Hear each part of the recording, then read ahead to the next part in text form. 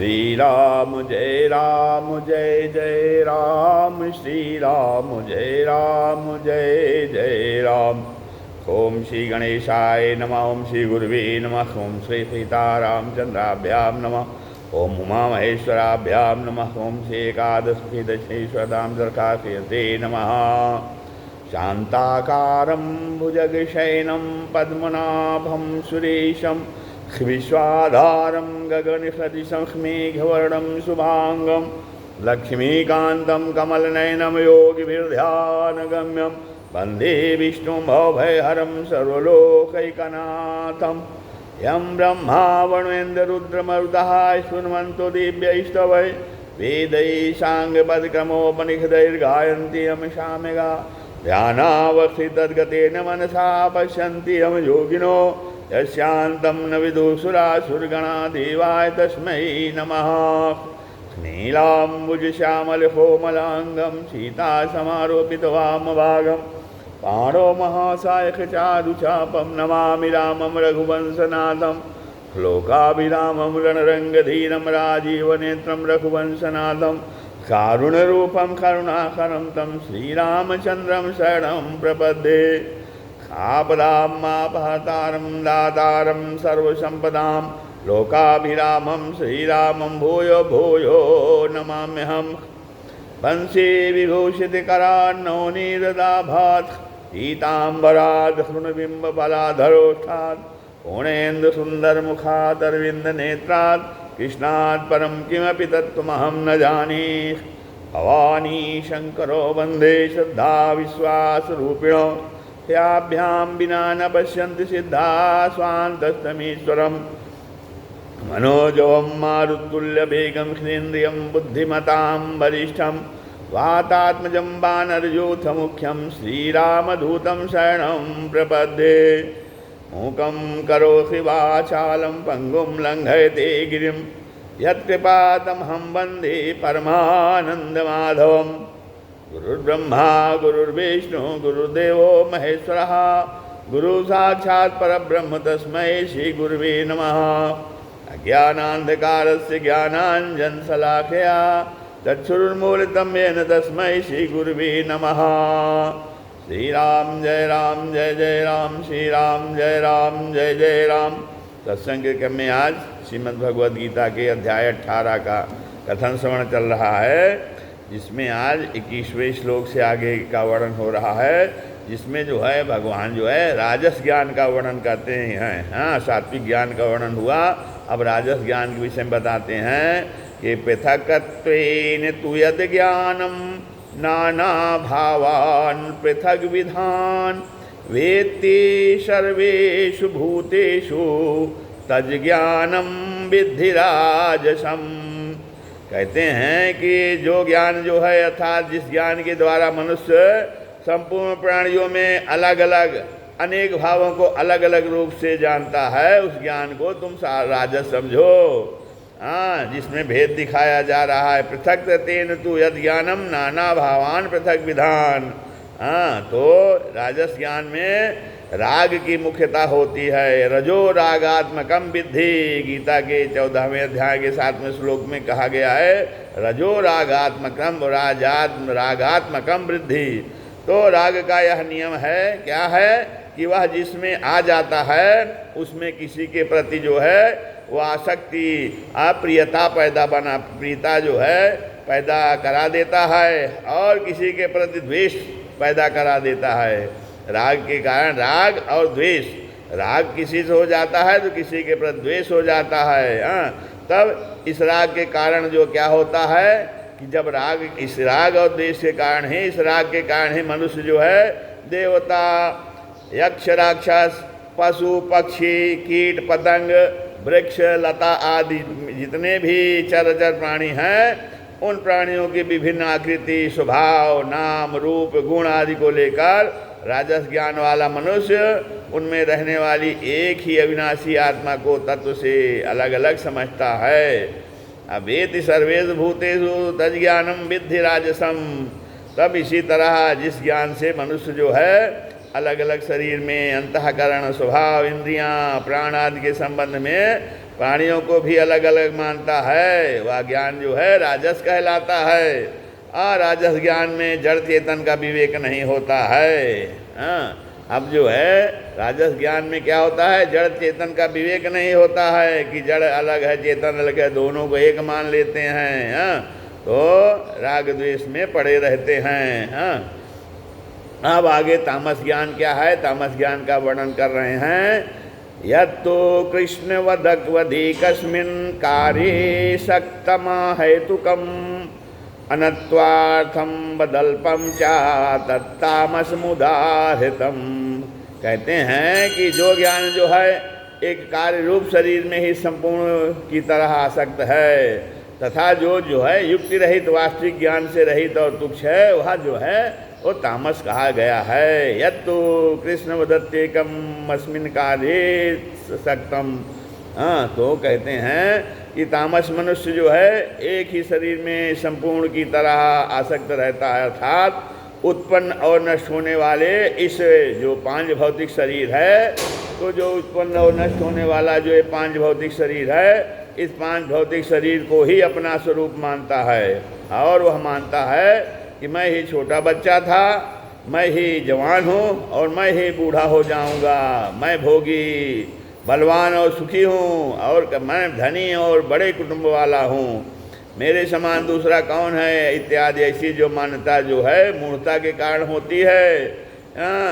तो इत्यज्ञानम विमोहिता अहेतुकम माने अहेतुकम माने तामस मनुष्य की मान्यता युक्ति और शास्त्र प्रमाण से विरुद्ध होती है, युक्ति और शास्त्र प्रमाण से विरुद्ध होती है। या शरीर हरदम बदल रहा है, शरीर आदि जो वस्तु मात्र भाव में परिवर्तित हो रही है और दृश्य मात्र जो है वो अदृश्य हो रहा है, और इनमें तू सदा ज्यों का त्यों रहता है। अतः यह शरीर और तू एक कैसे हो सकते हैं, इस प्रकार की युक्तियों की वह स्वीकार नहीं करता। अब अतत्वार्थ वदल्पम चा, और यह शरीर और मैं यह दोनों अलग अलग है, यह शरीर और मैं ये दोनों अलग अलग है, इस वास्तविक ज्ञान अर्थात विवेक से वह रहित होता है, उसको ये ज्ञान नहीं होता है। और उसकी समझ अत्यंत तुच्छ है, अर्थात जो है तुच्छता की प्राप्ति कराने वाली है, इसलिए इसको ज्ञान कहने में भगवान को संकोच हुआ है। कारण कि तामस पुरुष में मूढ़ता की प्रधानता होती है, मूढ़ता और ज्ञान का आपस में विरोध है, मूढ़ता और ज्ञान का आपस में विरोध है। अतः भगवान ने ज्ञान पद न देकर यत और तत्पद ही से काम चलाया। तत्तामस मुदाहितम मतलब तो युक्ति रहित अल्प और अत्यंत तुच्छ और समझ को ही महत्व देना, ये तामस कहा गया है। अब जब तामस समझ ज्ञान है ही नहीं और भगवान को भी इसको ज्ञान कहने में संकोच हुआ है, तो फिर इसका वर्णन ही क्यों किया गया। कारण कि भगवान ने 19वें श्लोक में ज्ञान के त्रिविध भेद कहने का उपहास किया है, उपक्रम किया है, इसलिए सात्विक और राजस ज्ञान का वर्णन करने के बाद तामस समझ को भी कह दिया है। इसकी भी आवश्यकता समझा है, तामस ज्ञान भी बताया जाए। अब भगवान जो है अब जो है सात्विक कर्म के विषय में बताते हैं, कौन से कर्म सात्विक हैं। कहते हैं नियतम संगरहित मराग देशतः कृतम अफल प्रेप्सुना कर्मो यत्तत् सात्विक मुच्यते। कहते हैं जो कर्म जो है शास्त्र विध से नियत किया हुआ और कर्तृत्वाभिमान से रहित है, कर्ता के अभिमान से रहित है तथा फलेच्छा रहित है, वो मनुष्य के द्वारा बिना राग द्वेष के किया हुआ कर्म है, वह सात्विक कहा जाता है। मतलब बिना राग द्वेष के कर्तृत्वाभिमान से रहित और फल इच्छा से रहित, फल की इच्छा से रहित जो कर्म किया जाता है वह सात्विक कर्म कहा जाता है, उसे सात्विक कर्म कहते हैं। और वो शास्त्र विधि के अनुसार कर्म किया जाता है, जो हमारे शास्त्र विधि में बताया गया है उसके अनुसार कर्तृत्व अभिमान से रहित, फल इच्छा से रहित, राग द्वेष से रहित, तो बिना राग द्वेष के जो कर्म किया जाता है शास्त्र विधि के अनुसार वो सात्विक कर्म कहा जाता है। नियतम संगरहितम कहते हैं जिस व्यक्ति के लिए वर्ण और आश्रम के अनुसार जिस परिस्थिति में और जिस समय शास्त्रों ने जैसा करने के लिए कहा है उसके लिए वह कर्म नियत हो जाता है। यहाँ नियतम पद से कर्मों का स्वरूप जो है बताया है, और दूसरे जो है शास्त्र निषिद्ध कर्म है तो शास्त्र निषिद्ध कर्म का निषेध किया है। संगरहितम माने पद का तात्पर्य है कि वह नियत कर्म कर्तृत्वाभिमान से रहित होकर किया जाए। कर्तृत्वाभिमान से रहित कहने का भाव है जैसे वृक्ष आदि में मूर्ता होने का उनको कर्तृत्व का भान नहीं होता, पर उनकी भी ऋतु आने पर पत्तों का झड़ना, नए पत्तों का निकलना, शाखा कटने पर घाव का मिल जाना, शाखाओं का बढ़ना, फल फूल का लगना आदि सभी क्रियाएं समष्टि सद के द्वारा अपने आप ही होती हैं। ऐसे ही इन सभी शरीरों का बढ़ना, घटना, खाना पीना, चलना फिरना आदि सभी क्रियाएं भी समष्टि सद के द्वारा अपने आप हो रही हैं। अब इन क्रियाओं के साथ ना भी कोई संबंध है, न पहले कोई संबंध था और न आगे ही कोई संबंध होगा। इस प्रकार जो है जब साधक को प्रत्यक्ष अनुभव हो जाता है तो फिर उसमें कर्तृत्व नहीं रहता है। कर्तृत्व न रहने पर उसके द्वारा जो कर्म होता है वह संग रहित अर्थात कर्तृत्वाभिमान रहित ही होता है। अब यहाँ सांख्य प्रकरण में कर्तृत्व का त्याग मुख्य होने से आगे अराग द्वेष्टा कृतम पदों में भी आसक्ति के त्याग की बात आने से यहाँ संग्रहितम पद का कर्तृत्व अभिमान रहित है। हाँ, अब जो कहते हैं कि अराग द्वेष्टा कृतम, इसका तात्पर्य है कि राग द्वेष से रहित होकर के कर्म किया जाए, अर्थात कर्म का ग्रहण राग पूर्वक न हो और कर्म का त्याग द्वेष पूर्वक न हो, तथा कर्म करने के जितने साधन शरीर इंद्रियां अंतःकरण आदि हैं उनमें भी राग द्वेष न हो। अराग द्वेषतः से पद से वर्तमान में राग का भाव बताया और अफल प्रेपसुना पद से भविष्य में राग का भाव बताया है। तात्पर्य है कि भविष्य में मिलने वाले फल की इच्छा से रहित मनुष्य के द्वारा कर्म किया जाए, अर्थात क्रिया और पदार्थों में निर्लिप्त रहते हुए असंगता पूर्वक कर्म किया जाए तो वह सात्विक कहा जाता है। इस सात्विक कर्म में सात्विकता तभी तक है जब तक अत्यंत सूक्ष्म भाव से भी प्रकृति के साथ संबंध है, और जब प्रकृति से सर्वथा संबंध विच्छेद हो जाता है तब वह कर्म अकर्म हो जाता है। हाँ, अब राजस कर्म का वर्णन कर रहे हैं। राजस कर्म क्या हो, कौन कौन से कर्म राजस कर्म हैं? यत्तु कामेप्सुना कर्म साहंकारेण वा पुनः क्रियते बहुलायासम तद्राजस मुदाहृतम। परंतु जो कर्म जो है भोगों को चाहने वाले मनुष्य के द्वारा अहंकार अथवा परिश्रम पूर्वक किया जाता है वह राजस कहा गया है।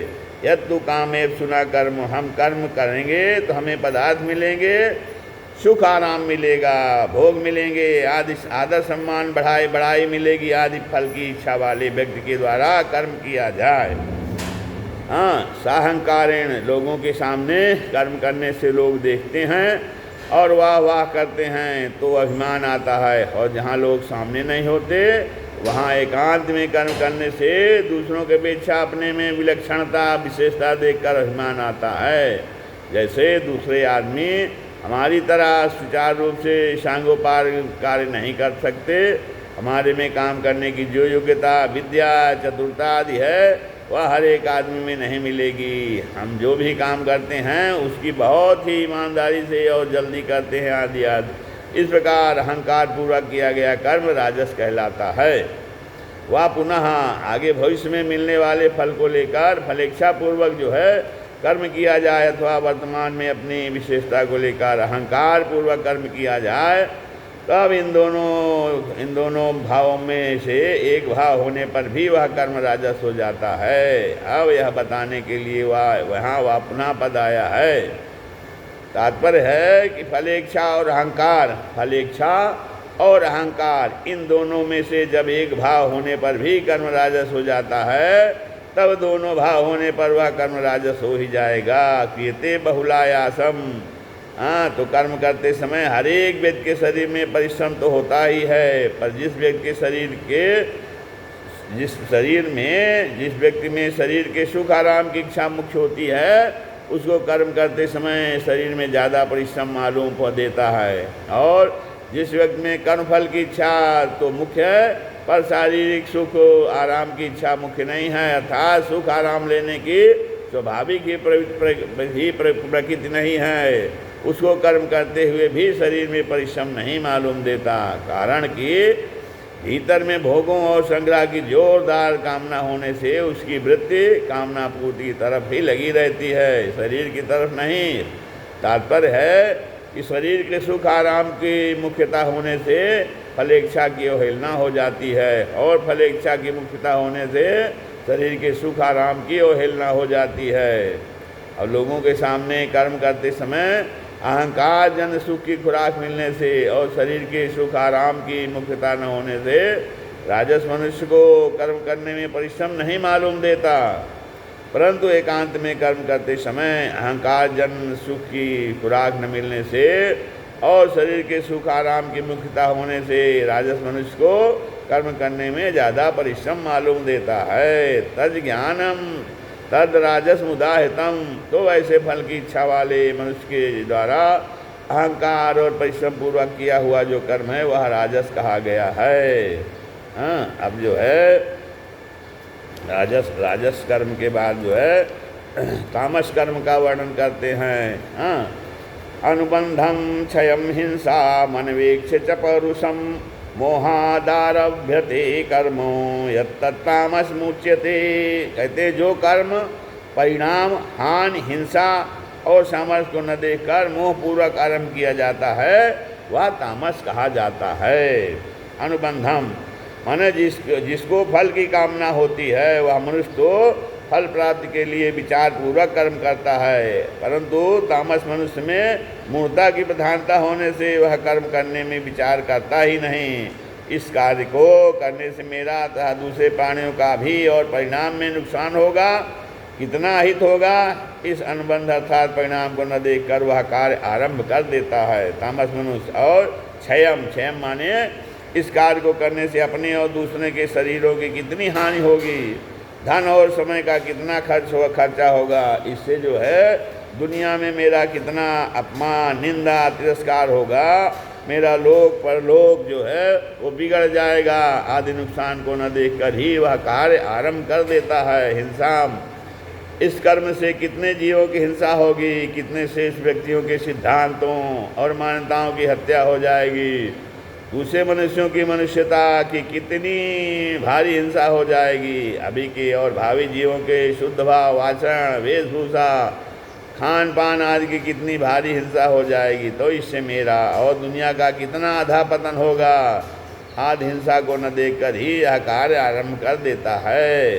अनवेक्ष चपौरुषम, तो इस काम को करने की मेरे में कितनी योग्यता है, कितना बल सामर्थ्य है, मेरे पास कितना समय है और कितनी बुद्धि है, कितनी कला है, कितना ज्ञान है आदि अपने पौरुष पुरुषार्थ को न देखकर ही वह कार्य आरंभ कर देता है। मोहादारभते कर्मो यत् तामस मुच्यते, तामस मनुष्य कर्म करते समय उसके परिणाम, उससे होने वाले नुकसान, हिंसा और अपनी सामर्थ्य का कुछ भी विचार न करके जब जैसा मन में भाव आया उसी समय बिना विवेक विचार के वैसा ही कर बैठता है। इस प्रकार किया गया कर्म तामस कहलाता है। श्री राम जय जय राम।